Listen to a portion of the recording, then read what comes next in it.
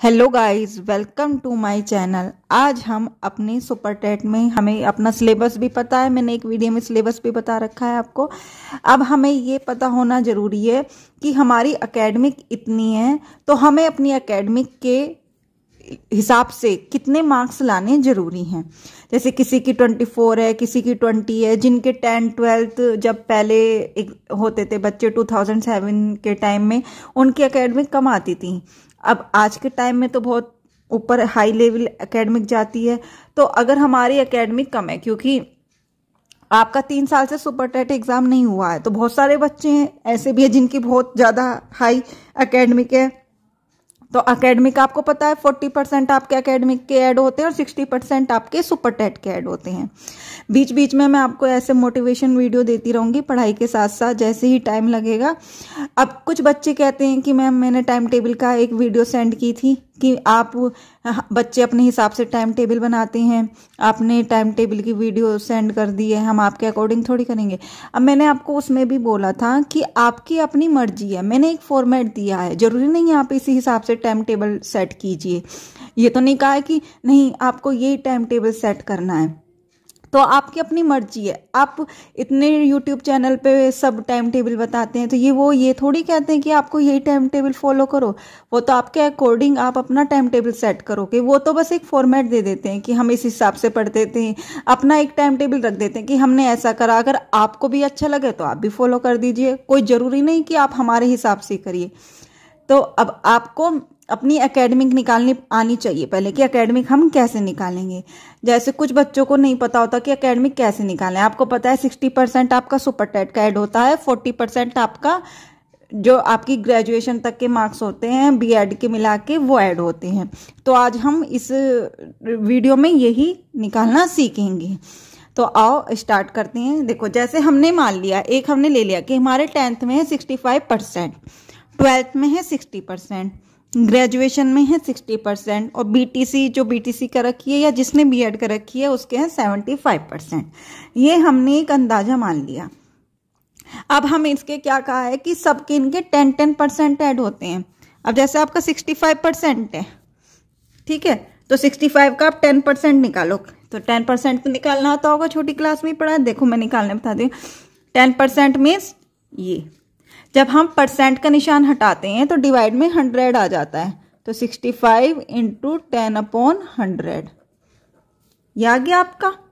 0 से 0 कट गया और आपका 6 पॉइंट यहाँ पे क्या आ गया, नीचे जितनी 0 होती है, नीचे आपकी एक 0 है तो उतनी 0 पॉइंट बाद डिजिट आ जाती है। तो आ गया 6.5%।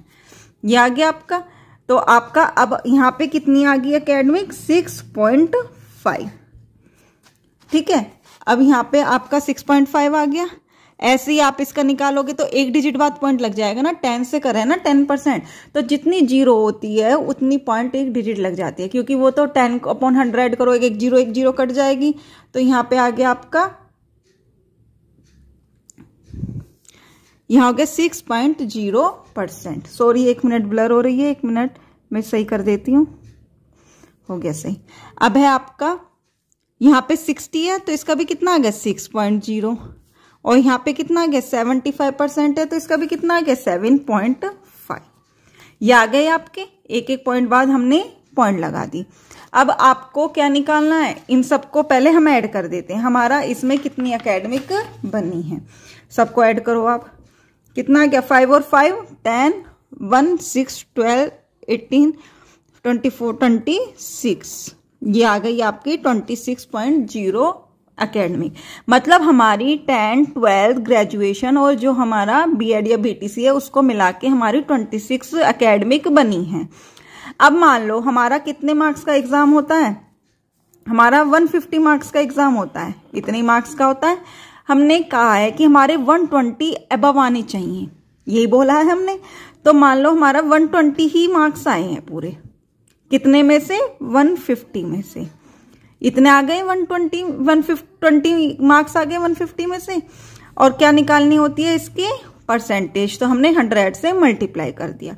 इसे कट कर दो, किससे कट जाएगा ये, 3 4 जा 12, 3 5 जा 15, और 5 2 जा 10। ये आ गए, इनकी मल्टीप्लाई कर तो कितना परसेंट बन रहे हैं हमारे 120, 150 में से 120 पे कितने परसेंट पड़ रहे हैं 80%। ठीक है, अब हमारा 80% दे रखा है। अब हम 80% का क्या निकालेंगे, हमें 60% ऐड होते हैं हमारे, जैसे हमारे एकेडमिक के 40% ऐड होते हैं, ऐसे सुपर टेट के हमारे 60% ऐड होते हैं। तो अब हमने 80 का 60% निकाला, फाइंड किया, निकाला 80 को 60% मतलब 60/100। इसे कट कर दो, कर दिया तो कितना आया 6 8 जा, ये भी कट गया, 6 8 जा 48। तो हमारा गुणांक कितना बना 48 गुणांक। जब हमारे 120 मार्क्स आ रहे हैं अगर, तो हमारा 48 गुणांक बनेगा। और हमारे 10 12 को मिला के कितने गुणांक है हमारा 26 बैठ रहे हैं। तो अब इन दोनों को ऐड कर दो आप, 26 प्लस 48 तो कितना हो गया 4174। तो हमारा कितना गुणांक बैठ रहा है 74 प्लस गुणांक बैठ रहा है। अब आप अपने अकॉर्डिंग लगा लो। जो लास्ट टाइम सुपर टेट हुआ था 69,000 वाला, उसमें जो हमारी कट ऑफ गई थी जनरल की 71 अबव गई थी, और हमारा बैठा है 74 अब। जब गई थी 71 मतलब जिनके 71 गुणांक बैठ रहे हैं दोनों को मिला के, उसके ऊपर वालों का सिलेक्शन हुआ था। अगर आपको अपने, और इस टाइम आपको पता है कंपटीशन हाई है, 3 साल से सुपर टेट नहीं हुआ है, और इतने अब 2011 से टेट भी वैलिड हो गया है, तो इतने बच्चों ने सी टेट यूपी टेट सब क्लियर किए हैं। तो लगा लीजिए आपको पहले उस वाली भर्ती में 5 लाख ने करा था रजिस्ट्रेशन, मतलब फॉर्म फिल किया था। इस साल 15 लाख तो बच्चे मान ही लो मैक्सिमम या मिनिमम, कुछ भी मान लो, मतलब ज्यादा, बहुत ज्यादा बच्चे हैं। इस बार बहुत कंपटीशन है, अभी तो भर्ती भी नहीं पता। अगर 17,000 हमारी वैकेंसी आती है तो आपको पता है कि कितना कंपटीशन टफ है। तो आप अब अपने हिसाब से लगा लीजिए, क्योंकि जब तक आपको ये नहीं पता होगा कि हमें कितने प्लस की अंक की तैयारी करनी है, तो आप अच्छे से तैयारी नहीं कर पाओगे। अगर आप अपना आज सब गुणांक निकाल के देखिए, अगर आपका इतना गुणांक बैठ रहा है 74, तो आपका सही है, तो आपकी सही तैयारी चलिए। आप थोड़ा आगे की, मतलब 120 प्लस से आगे की ही तैयारी लेकर चलिए कि हमें 120 से प्लस की ही चाहिए, क्योंकि अब की बार मेरिट भी हाई ही जाएगी। तो अगर आपको आपकी गुणांक कम है 26 से, 20 हैं, 21 हैं, 22 हैं, तो फिर तो आप देख लीजिए आप कहाँ पर हो, आपको कितने मार्क्स की तैयारी करनी है। समझ गए आप?